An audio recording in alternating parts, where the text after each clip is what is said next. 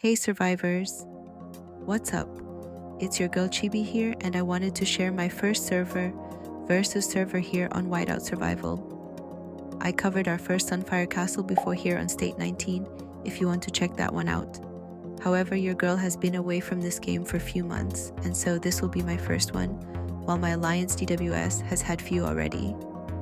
DWS is the same alliance I was in previously, they just changed their name from GFS.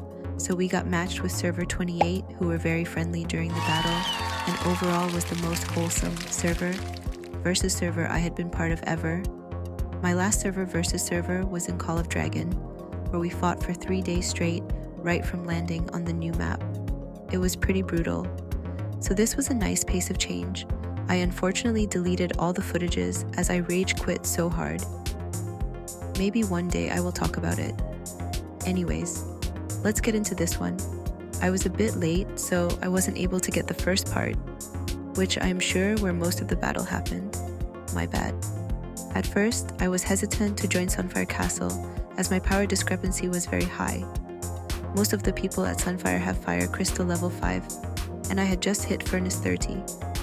My R5, who also happens to be one of the top 10 highest power player in game, encourages me to join and said he will reinforce me if needed. I was quite disoriented at first, as it had been a while since I played Whiteout, so I mostly observed.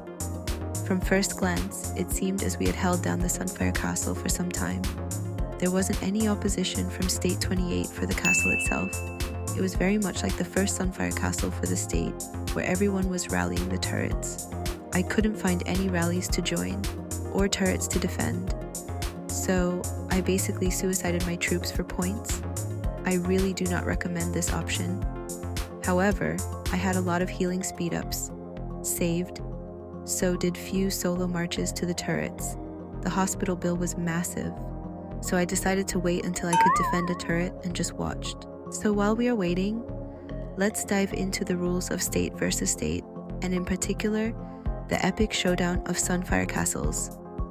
You might be thinking, what's the deal with matchmaking points and troop power? Well, hold on to your shields because this is where the battlefield chessboard starts.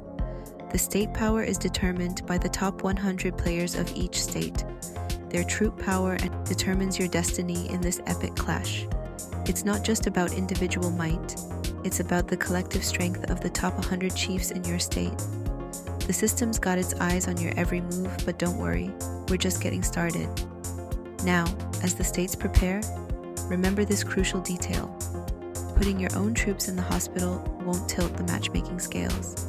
It's all about the recorded power, the historical might your state possesses. But wait, survivors, the real deal is the Sunfire Castle showdown. The state with more points after the preparation phase goes on the offensive. The other, they've got to defend their blazing fortress. The clash begins at the stroke of 12 UTC, which I clearly missed this one. We're talking 8 hours of unyielding warfare. Both sides can send in their troops to duke it out on Sunfire Castle. And here's the kicker. Points are up for grabs for every opponent eliminated and every soldier limping back home. But, oh, there's a catch. Furnace levels, my survivors. You can only engage opponents whose furnace level is within 3 units of your own. It's a strategic dance where every move counts. I can attack 30, 29, 28, 27.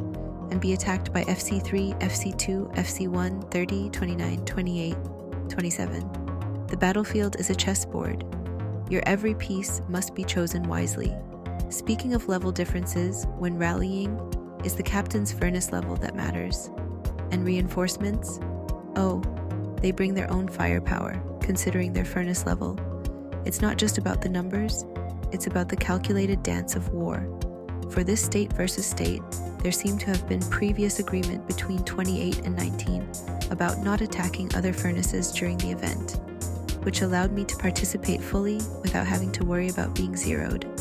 While that took some stress off, I did miss the tension and the excitement of a full-scale battle. However, with my current power, I should probably be more cautious since I am overpowered by many players. However, that never really stopped me before.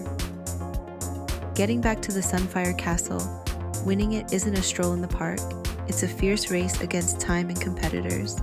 Hold it for 4 continuous hours, and victory is yours. If not, the alliance with the most control claims the glory.